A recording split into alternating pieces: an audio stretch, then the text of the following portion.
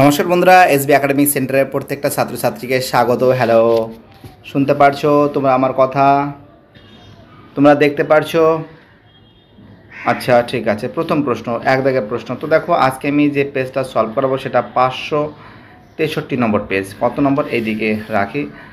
563 নম্বর page solve করাবো এবং 564 নম্বর page, এই দুটো পেজ আজকে আমি সলভ করানোর চেষ্টা করছি এবং এখান থেকে যে সমস্ত অঙ্কগুলো ইম্পর্টেন্ট আছে সেই অঙ্কগুলো সলভ করানোর চেষ্টা করছি। ঘরটা প্রচণ্ড অন্ধকার, লাইটটা নেই। তো যাই হোক, রয় মার্টিন প্রশ্ন বিচিত্রা, প্রথম প্রশ্ন দেখা যাক কী আছে। আর প্লিজ চ্যানেলের সঙ্গে যুক্ত থাকো, চ্যানেলটাকে সাবস্ক্রাইব করে এবং সমস্ত বন্ধুদের মধ্যে শেয়ার করবে। প্রথম প্রশ্ন যে বলেছে বার্ষিক 10% হারে, তো দেখো বার্ষিক 10% অর্থাৎ প্রথম যে ক্ষেত্রে আছে, ফার্স্ট যে ক্ষেত্র আছে বার্ষিক আর এর মান কিন্তু বলেছে 10%। ঠিক আছে, লিখে নেবে। আর এর মান মানে সুদের হার 10%, এখানে লিখবে সুদের হার। ঠিক আছে, এবং তার সঙ্গে পি মানে আসল, প্রিন্সিপাল আসল কত বলেছে? 50 টাকা বলেছে। এবং তার সঙ্গে সময়কে বলা হয় টি, কত বছর? 2 বছর বলেছে। তো জাস্ট এখানে আমি কী করবো? পিটিআর বাই 100 বের করে দেবো। ঠিক আছে, লিখে নেবে তোমরা কিন্তু এবার পিটিআর বাই 100, পিটিআর বাই 100। আচ্ছা, পি এর মান কত ছিল? পি এর মান 50 ছিল, টি এর মান ছিল 2 বছর ছিল, আর এর মান ছিল 10 ছিল, আর নিচে কত? 100। তো 0 0 0 0, 50 দুগুণে কত? 10। অর্থাৎ আমরা দেখতে পাচ্ছি যে 10 টাকা থাকছে। ঠিক আছে, কত থাকছে? ইন্টারেস্ট থাকছে 10 টাকা প্রথম ক্ষেত্রে। এবার দ্বিতীয় ক্ষেত্রে আমরা দেখতে পাচ্ছি পি এর মান কিন্তু বলেছে 100 বলেছে, এবং তার সঙ্গে টি এর মান বলেছে 10, আর টি এর মান না 10 না, টি এর মান বলেছে 1 বছর বলেছে, এবং তার সঙ্গে আর এর মান বলেছে 10%। তাহলে এখানে ইন্টারেস্টটা আমরা পেয়ে যাব। ঠিক আছে, ইন্টারেস্টটা পেয়ে যাব। ওকে, তো দেখো তাহলে ইন্টারেস্ট সমান কী করবো? ইন্টারেস্ট সমান লিখবো PTR by 100, PTR by 100। Okay, P এর মান কত আছে? পি এর মান আছে 100 আছে। টি এর মান কত আছে? টি এর মান আছে 1 বছর। আর এর মান কত আছে? 10 আছে। বাই কত? 100। এই শূন্য এই শূন্য এই শূন্য এই শূন্য কেটে গেলে কী থাকছে? 10 টাকা থাকছে। অর্থাৎ আমরা দেখতে পাচ্ছি যে দুটো ক্ষেত্রেই কিন্তু 10%। আমরা দেখতে পাচ্ছি প্রথমে যখন বার্ষিক সুদের হার যখন 10% ছিল, যেখানে আসল 50 টাকা ছিল এবং সময় যখন 2 বছর ছিল, প্রথম যে আমরা যে সুদটা বের করেছি সেখানে কিন্তু 10 টাকা বেরিয়েছে। আবার যখন দ্বিতীয় ক্ষেত্রটা যখন বের করেছি সেটাও কিন্তু 10 টাকা বেরিয়েছে। অর্থাৎ আমরা দেখতে পাচ্ছি যে দুটো কী আছে? সমান আছে, একদম চোখ বন্ধ করে সমান। ঠিক আছে, চলো আমাদের পরের প্রশ্ন কী বলেছে? রোমান্টিকের প্রশ্ন দেখা যাক কী বলেছে। একটু উপরের দিকে তুলি। অঙ্কটা কী বলেছে? অঙ্কটা বলেছে a x square plus b x plus c is equal to 0 হলে সমীকরণের বীজদ্বয়ের সমান হবে। তো দেখো, খুব ইম্পর্টেন্ট কোশ্চেন, কিন্তু দেখা যাক কী করে অঙ্কটা করছি। দেখো, তা আমরা কি জানি? আমরা ফর্মুলা জানি যে বি স্কোয়ার সমান সমান 4ac, এটা জানি। তো জাস্ট আমরা ঘুরিয়ে দিলাম যে 4ac সমান সমান কী লিখলাম? বি স্কোয়ার লিখলাম। তাহলে সি সমান সমান কী লিখবো? সি সমান সমান লিখবো বি স্কোয়ার বাই কী লিখবো? 4a লিখবো। কী লিখবো? বি স্কোয়ার বাই, হ্যালো, শুনতে পারছো তোমরা? বি স্কোয়ার বাই কী লিখবো? 4a লিখবো। অর্থাৎ আমরা যেটা নজর করে দেখতে পাচ্ছি বি স্কোয়ার বাই 4a হবে। সি এর অ্যান্সার হবে কী হবে? বি স্কোয়ার, হ্যাঁ, সি এর অ্যান্সার হবে বি স্কোয়ার বাই 4a। ওকে, যাই হোক, ঠিকঠাক আছে অ্যান্সার। আমাদের পরের প্রশ্ন কী বলছে এটা দেখা যাক। হ্যালো, একটু উপরের দিকে তুলি। তো দেখো আমাদের পরের প্রশ্ন কী বলেছে? রোমান থ্রির প্রশ্ন। একটি বৃত্তের পরিধির উপর এ বি সি 3টি বিন্দু, অর্থাৎ একটা বৃত্ত অঙ্কন করছি, সে বৃত্তের পরিধির উপর A B C, A B C. ঠিক আছে, বলেছি এ বি সি 3টি বিন্দু। এ বি হচ্ছে 5√3, 5√2, এবং তার সঙ্গে এসিও 5√2 বলেছে। ঠিক আছে, তাহলে কোন এ বি বিএসি এটা 90 ডিগ্রি। ঠিক আছে, এটা 90 ডিগ্রি বলেছে। তো বৃত্তের ব্যাসার্ধ কত হবে? বৃত্তের যে ব্যাসার্ধ বলতে বোঝানো হচ্ছে মিডিল পজিশনটা যদি আমি করি, ঠিক ব্যাসার্ধ। তো এই যে বৃত্তের যে ব্যাসার্ধ যদি হয়, তো আমি এটাকে এক্স ধরলাম, এটাকে ওয়াই ধরলাম। ঠিক আছে, তো বৃত্তের যে ব্যাসার্ধ আছে আমরা দেখতে পাচ্ছি যে অঙ্কটার ভিতরে বৃত্তের ব্যাসার্ধ, তো দেখো যত সম্ভব 5 সেন্টিমিটার হবে। এই অঙ্কটা এর আগেও আমি করিয়েছি। ঠিক আছে, চলো আমাদের রোমান 4-এর যে প্রশ্ন আছে কি বলেছে? সাইন এক্স সমান সমান সাইন কস ওয়াই, তো জাস্ট আমরা 90 ডিগ্রি মাইনাস ওয়াই করতে পারি, কোনো সমস্যা নেই। জাস্ট এখানে কী করবে তোমরা, সাইন এক্স সমান সমান এটাকে পরিবর্তন করবে, হ্যাঁ, সাইন 90 ডিগ্রি মাইনাস এক্স, ঠিক আছে, 90 ডিগ্রি মাইনাস এক্স। তো এখান থেকে সাইন কেটে গেলে এদিকে এক্স সমান সমান 90 ডিগ্রি মাইনাস এক্স, তাহলে 2x একবার করে দিচ্ছি সমান সমান 90 ডিগ্রি, তাহলে এক্স সমান সমান কী হবে, এক্স সমান সমান হবে 90কে 2 দিয়ে ভাগ করলে কত হবে, 45 হবে, ঠিক আছে, 45 হবে। তাহলে আমাদের অঙ্কটা বলেছে যে কি বলেছে, কোসেক এক্স প্লাস ওয়াই, ঠিক আছে। তো একটা জিনিস তোমাদের মাথায় রাখতে হবে, যে জিনিসটা মাথায় রাখতে হবে যে আমরা দেখতে পাচ্ছি যে এক্সের মান পেয়েছি আমরা কিন্তু 45 ডিগ্রি, তো অনুরূপভাবে ওয়াইয়ের মানও কিন্তু আমরা 45 ডিগ্রি পাবো, তাই তো এক্সের মান যেরকমভাবে পেয়েছি সেরকমভাবে কিন্তু আমরা ওয়াইয়ের মানটাও কিন্তু আমরা বের করতে পারি 45 ডিগ্রি, মানে অর্থাৎ আমরা দেখতে পাচ্ছি যে কোসেক সিওএসিসি কোসেক এক্স প্লাস ওয়াই, তাই তো কোসেক এসিসি কোসেক্স এটা 45 ডিগ্রি যোগ 45 ডিগ্রি যোগ করলে কত হবে, সিওএসিসি কোসেক কত হবে, 90 ডিগ্রি হবে। তো কোসেক 90 ডিগ্রি মানে কি, কোসেক 90 ডিগ্রি মান কিন্তু 1 হবে, কী হবে, 1 হবে। যাই হোক, অ্যান্সার হবে 1। পরের প্রশ্ন বলেছে 5 দাগের প্রশ্ন, একটি নিরেট লম্ববৃত্তাকার শঙ্কুর উচ্চতা 15 সেন্টিমিটার, ভূমিতলের ব্যাসের দৈর্ঘ্য 16 সেন্টিমিটার হলে পার্শ্বতলের ক্ষেত্রফল কত? পার্শ্বতলের ক্ষেত্রফল মানে কি, পাই আর এল, তাই তো পাই আর এল। তো একটা জিনিস তোমরা দেখো, বলেছে একটি লম্ববৃত্তাকার শঙ্কুর উচ্চতা, আচ্ছা যদি শঙ্কু যদি আঁকি, এক সেকেন্ড, শঙ্কু আঁকছি, ওকে, এই যে শঙ্কু আঁকছি, শঙ্কুর বলেছে উচ্চতা, অর্থাৎ এই যে এইটা মনে করো, এটা এ দিলাম, এটা বি দিলাম, এটা সি দিলাম, এটাকে ডি দিলাম, ডি এটা। তো একটা জিনিস রাখো যে উচ্চতা যেটা বলেছে, উচ্চতা কত বলেছে, এক সেকেন্ড একটু দেখছি ভালো করে, উচ্চতা বলেছে কিন্তু 15 সেন্টিমিটার, ঠিক আছে, হাইট বলেছে। আর তাহলে এবং তার ব্যাসার্ধ, ব্যাস বলেছে 16, তাহলে ব্যাসার্ধ 8 সমান কত হবে, 16/2 কত হবে, 8 সেন্টিমিটার, 8 সেন্টিমিটার। আর পার্শ্বতলের ফর্মুলা কি আছে, পাই আর এল। তার মানে আমরা দেখতে পাচ্ছি যে এখান থেকে কিন্তু আমাদের এল এর মানটা বের করতে হবে, কি কার মান বের করতে হবে, এল এর মানটা বের করতে হবে, ঠিক আছে। তো এল এর মানটা যদি বের করি আমরা, এল সমান সমান কি লিখবো, যে আর স্কোয়ার প্লাস এইচ স্কোয়ার। আর এর মান কত, আর এর মান আছে 8 আছে, 8 হোল স্কোয়ার। এইচ এর মান কত আছে, এইচ এর মান আছে 15 আছে, 15 হোল স্কোয়ার। আরটা কত হবে, 64, আর 15 গুণ করলে কত হবে, 225, তো করলে কত হবে, 289, 4 আর 5 9 6 289, 289 মানে কি 17, অর্থাৎ আমরা দেখতে পাচ্ছি এল এর মান কিন্তু 17। শঙ্কুর যে এল আছে, এল এর মান কত, এল সমান সমান কিন্তু আমরা দেখতে পাচ্ছি 17 দেখতে পাচ্ছি, এবং তার সঙ্গে কিন্তু দেখতে পাচ্ছি যে এইচ সমান সমান 15 দেখতে পাচ্ছি, এবং আর সমান সমান আমরা ব্যাসার্ধ সমান সমান 8 সেন্টিমিটার দেখতে পাচ্ছি। এবার আমাদের পার্শ্বতলের ক্ষেত্রফলের ফর্মুলা লিখেছে, পার্শ্বতলের ক্ষেত্রফলের ফর্মুলা আছে পাই আর এল, ঠিক আছে, পাই আর এল। তো আমরা পার্শ্বতলের ক্ষেত্রফল পাই আর এল লিখে দেবো, পার্শ্বতলের ক্ষেত্রফল সমান সমান পাই আর এল বর্গ সেন্টিমিটার, বর্গ সেন্টিমিটার, দরকার কি যে সেমের মাথায় স্কোয়ার বসে দিয়ে বর্গ সেমি হয়ে গেল। পায়ের মান পাই আর, হ্যাঁ, পাই আর এল, তাই তো পাই আর এল, পাই। তো দেখো শঙ্কুর পার্শ্বতলের ক্ষেত্রফলের ফর্মুলা গেছে, শঙ্কুর পার্শ্বতলের ক্ষেত্রফলের ফর্মুলা আছে পাই আর এল। পাই আর এর মান কত আছে, আর এর মান হচ্ছিল 8, আর এল এর মান হচ্ছিল 17, তাই তো 7 আর 56, 56 6 থেকে 5, 8 কে 8 আর 5 13, 136 পাই, ঠিক আছে। অ্যান্সার কী হবে, 136 পাই হবে, অ্যান্সার হবে 136 পাই বর্গ সেমি, 136 পাই বর্গ সেমি, ঠিক আছে। অ্যান্সার কী হবে, অ্যান্সার হবে 136 পাই বর্গ সেমি, সি এর অ্যান্সার হবে, সি এর অ্যান্সার হবে। যাই হোক, মোটামুটিভাবে ছেলেমেয়েরা যতটা পেরেছি তাদের আমি সলভ করে দেওয়ার চেষ্টা করছি। আমাদের 6 দাগের প্রশ্ন, যে লেখচিত্রের সাহায্যে পরিসংখ্যা বিভাজনের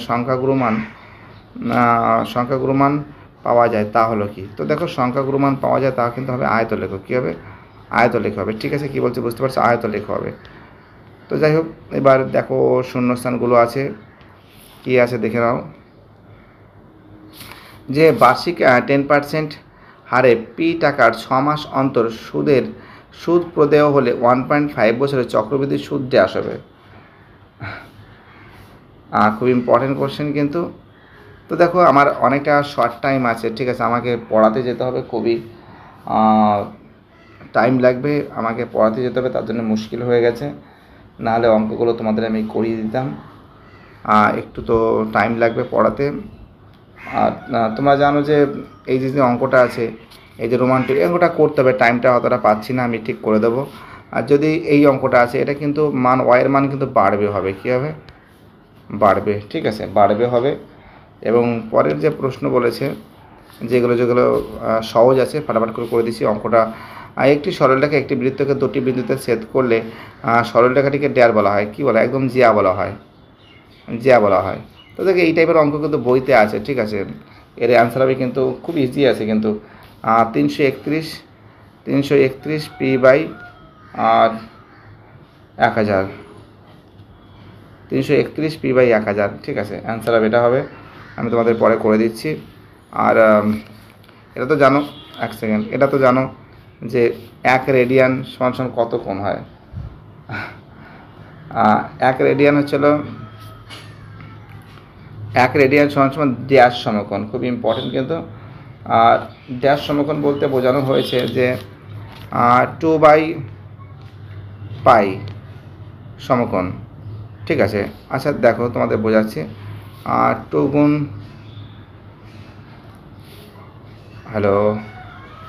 2 গুণ পাই সমকোণ, ঠিক আছে, এটা হবে, জানো তোমরা। আমাদের পরের প্রশ্ন কি বলেছে, 5 দাগের প্রশ্ন,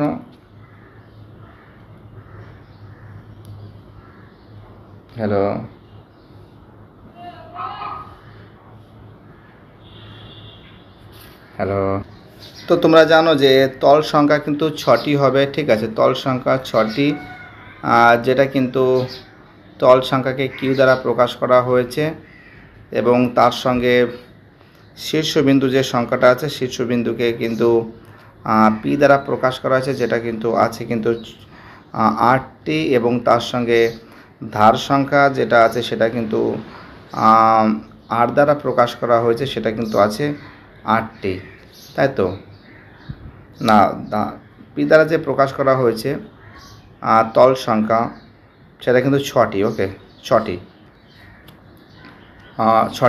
আচ্ছা যাই হোক, অঙ্কটা করে দিই। অঙ্কটা আছে 3 P plus R by Q, এই তো অঙ্ক।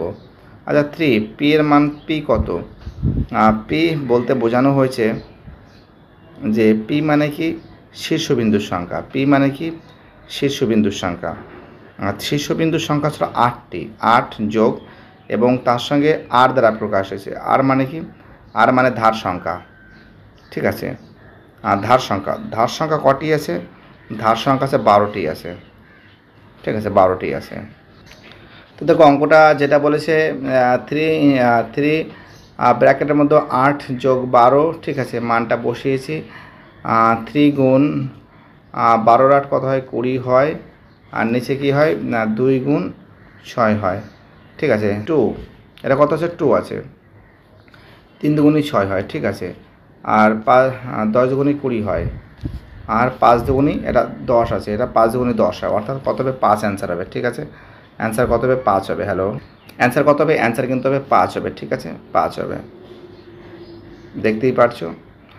পরের অঙ্ক কী বলেছে, একটি শ্রেণীর নিম্নসীমা এল, মধ্যমা এম হলে শ্রেণীর উচ্চ সীমানা কী হবে। এ তো খুবই সহজ অঙ্ক, তোমরা এর হবে 2m - l, ঠিক আছে। এবার দেখো অঙ্কটা দেখো কি বলেছে, বলেছে যে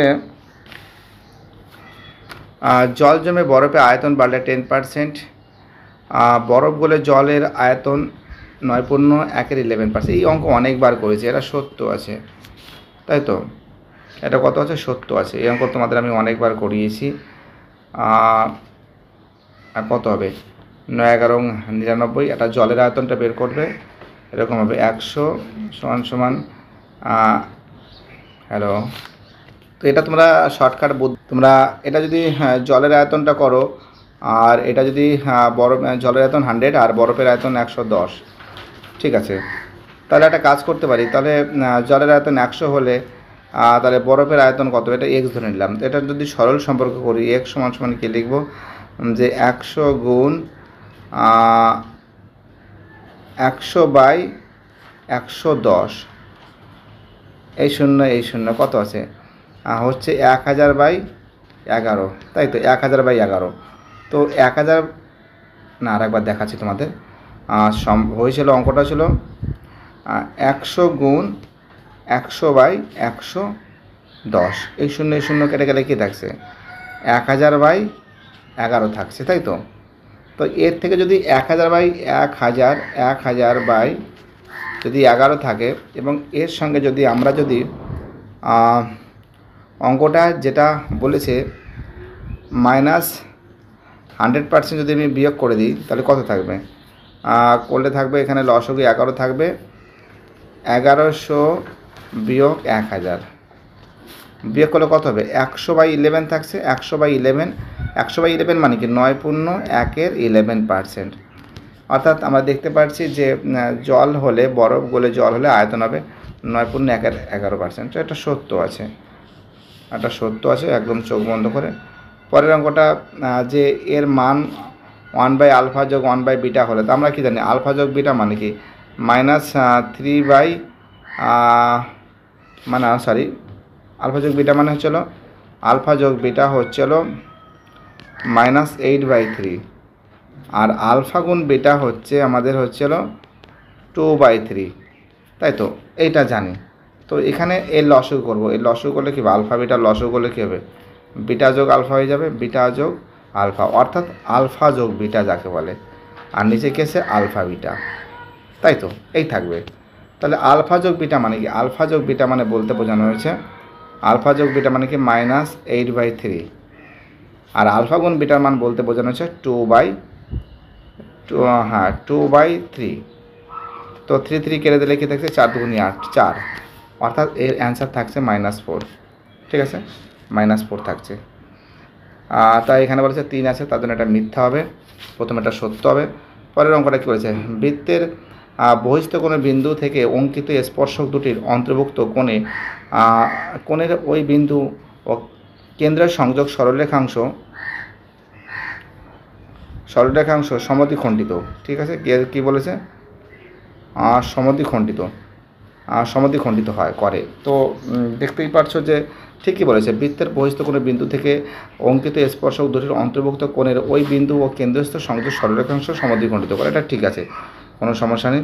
পরের অঙ্কটা, যে থিটা ধনাত্মক সূক্ষ্মকোণ হলে sin² θ - cos² θ = 1, তো এটা সত্য আছে, 3 এটা সত্য আছে, এটা তো দেখতেই পাচ্ছ মিথ্যা। পরের অঙ্কটা কি বলেছে, আমাদের নেক্সট অঙ্ক বলেছে r একক দৈর্ঘ্যের ব্যাসার্ধ বিশিষ্ট একটি গোলক ও অর্ধগোলকের সমতলের ক্ষেত্রফল 4:3 হবে, ঠিক। r একক ব্যাসার্ধ বিশিষ্ট একটি গোলক মানে কি, ও আচ্ছা, একটি গোলক ও একটি অর্ধগোলকের সমতলের ক্ষেত্রফল বলেছে, গোলকের ক্ষেত্রফল বলতে বলেছে এবং অর্ধগোলকের, তার মানে কি গোলকের সমতলের ক্ষেত্রফল কী আছে, সমতলের ক্ষেত্রফল 4πr², তাই তো। আর অর্ধগোলকের 3πr², সহজ অঙ্ক, কঠিন করছি। 4:3, হ্যাঁ কী বলবো, আর আমি খেয়াল করিনি, 4:3, তার মানে সত্য আছে, ঠিক আছে, সত্য আছে এটা। পরের যে প্রশ্ন আছে কি বলেছে, যে লেখচিত্রে কেবল বৃহত্তর সূচক ওজাইভের ছেদবিন্দু থেকে মধ্যমান পাওয়া যায়, কিন্তু যে কোনো একটি ওজাইভ থেকে মধ্যমান পাওয়া যায় না, তো এটা মিথ্যা, পাওয়া যায় না বলাটা ভুল হবে, এটা মিথ্যা। তো যাই হোক, একটা দুটো অঙ্ক হয়তো এটা তোমাদের আমি করাবো, ঠিক আছে। অনেকটা টাইম শর্ট ছিল, ভাবলাম করে দেবো এই অঙ্কটা, এর আগেও করিয়েছি। ভিডিওটি দেখার জন্য এসবি একাডেমিক সেন্টারের তরফ থেকে প্রত্যেকটা ছাত্রছাত্রীকে জানাই অসংখ্য ধন্যবাদ। সুস্থ থাকো, ভালো থাকো, চ্যানেলের সঙ্গে যুক্ত থাকো, এটাই আমার একান্ত অনুরোধ তোমাদের কাছে।